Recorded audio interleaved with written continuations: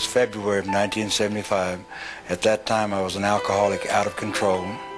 I was also using recreation drugs, but primarily alcohol was my drug of choice. And I totally was out of control. And I had a lot of friends in the entertainment business, and Hoyt Axton happened to be one of them.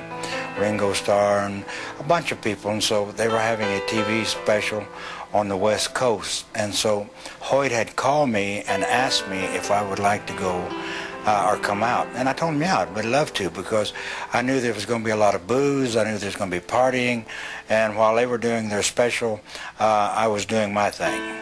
And so after about 3 or 4 days out there, I became ill. And by ill, I mean I had a severe pain in my abdomen. I flew into Oklahoma City and called a senator friend of mine and told him I had to have a car because I was ill, I was sick. So they sent a car and they took me home, and I checked into the hospital at Wadley Hospital in Texarkana in February of 1975.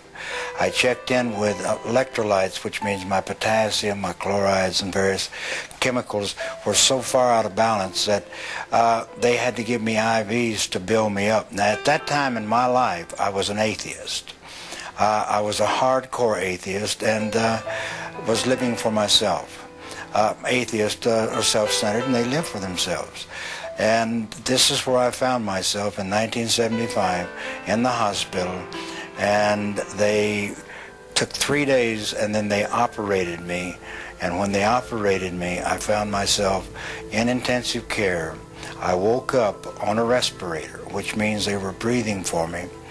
I couldn't speak, but I had been laying there in a coma, and I had heard these people talk about how sick I was, and how I was going to die, and how I wouldn't get out of the hospital.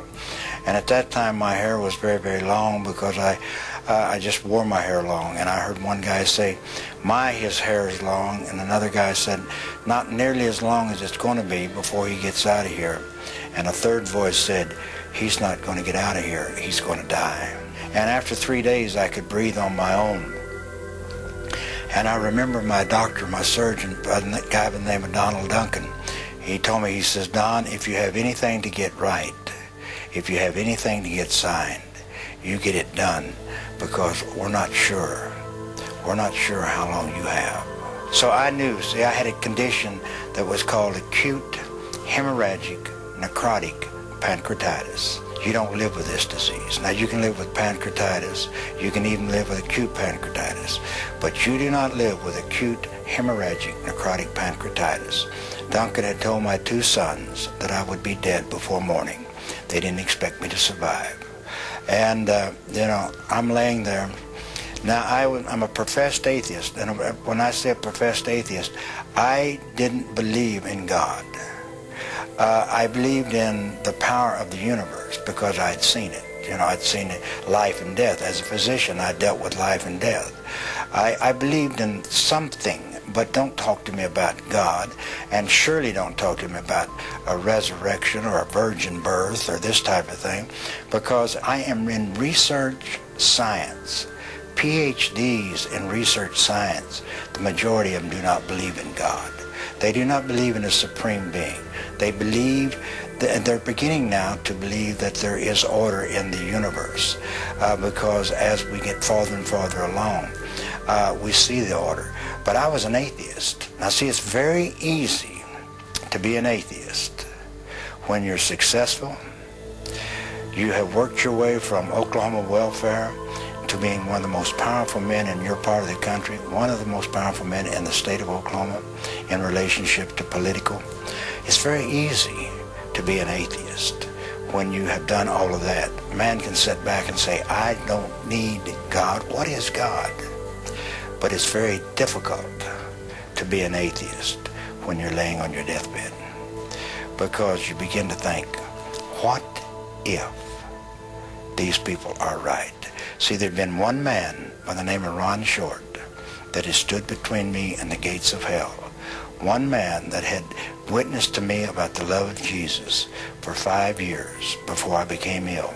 One man. And, I would debate him. And I liked him because he did what he said he was going to do.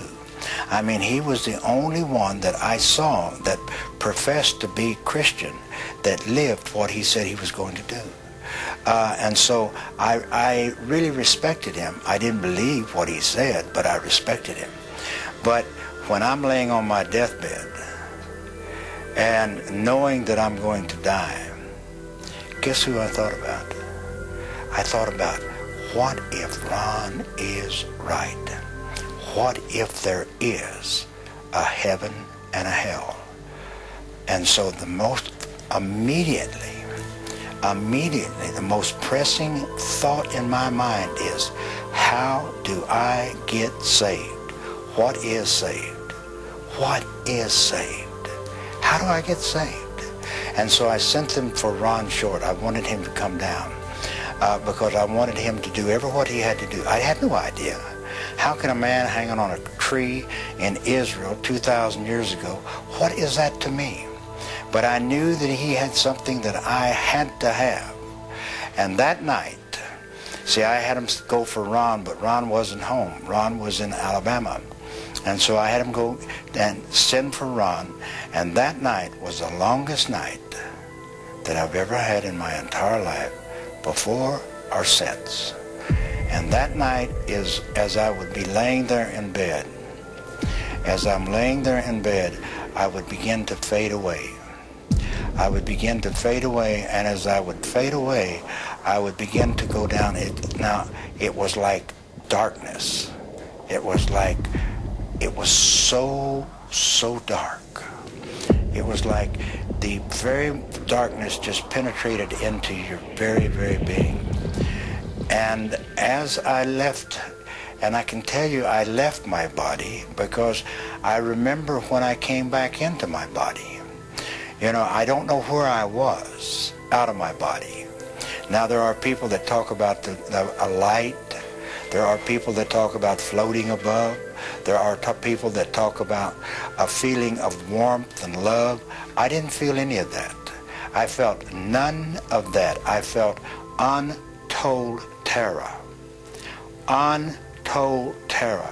Because I knew that if I ever went all the way, if I slipped all the way, I would never get back.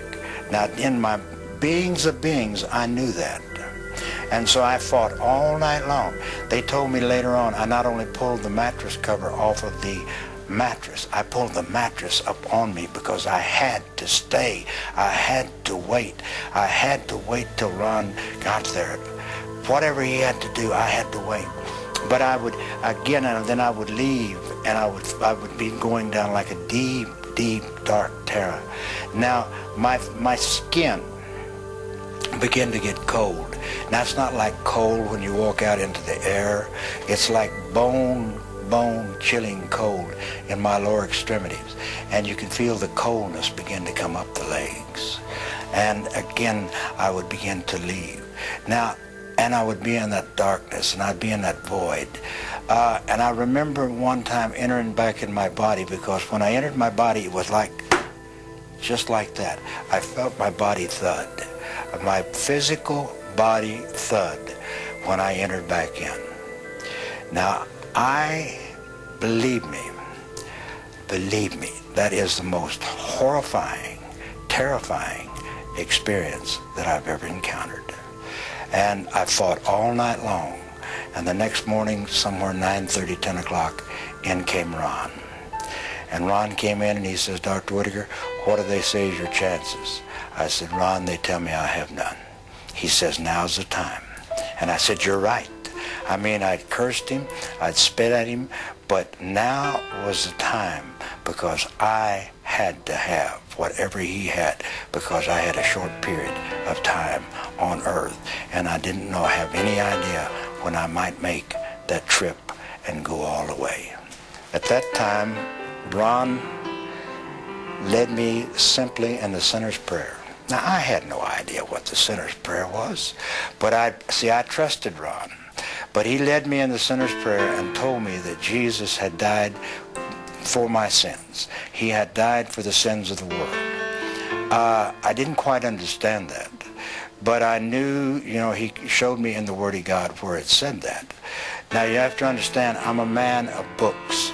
I've spent a big part of my life, 25, 26 years of my life, in books. In all types of scientific books. Chemistry, like I said, degree in chemistry, advanced degrees, all the way out to the medicine doctor to practice medicine, all of these degrees. So he told me, and I believed him because it's in this book, and it was a new book unto me, and it was called the Bible. And so I let Ron lead me in the sinner's prayer, and I said the sinner's prayer after him. And I can tell you one thing. There was a peace that came over me like I had never known. I'd searched for that peace. I'd searched for it in the bottles, alcohol. I'd searched for it in needles. I'd searched for it in drugs. I'd searched for it with women. I'd searched for it all types of places. But there was no peace in my life. But once I accept Jesus Christ as my Lord and Savior, I was no longer afraid. I still believed I was going to die because I knew the condition I had is that you do not survive it. I knew that. I'm a physician. I knew what I had, you did not survive. And he shows me in the Word of God, it says, these signs shall follow those that believe. They shall lay hands on the sick and they shall recover. I walk around on planet Earth this day taking no insulin, taking no enzymes, eating whatsoever that I might, and God produces in my body every day the correct material for me to function without having to take medication. When you see blind eyes open, you see the cripples walk, you see the leopards cleansed, and you see them with your own eyes. You see that. Then it doesn't take a rocket scientist to figure out that, the Bible is true.